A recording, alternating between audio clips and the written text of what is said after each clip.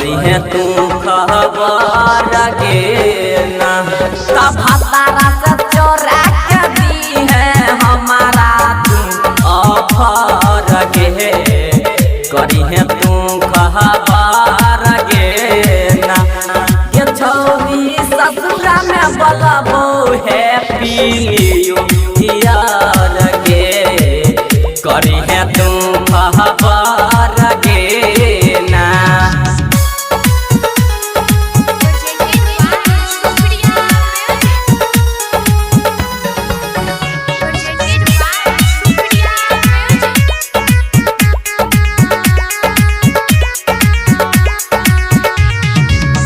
चले नया साल के मौका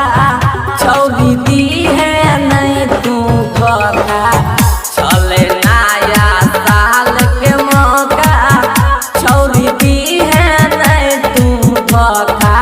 ये छौरी दी है नहीं तू धोखा तब भातारा से चोरा के दी है हमारा ऑफर गे करी है तू खबर गे ना ये छौरी ससुरा में बोलबो हैप्पी न्यू ईयर गे करी है तू खबर गे ना।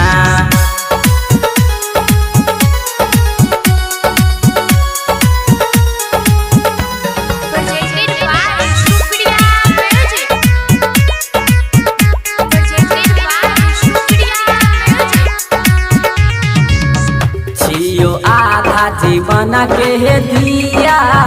छौरी कहरी तू पिया छियो आधा जीवन के दिया छौरी कहरी तू पिया ये छौरी कहरी तू पिया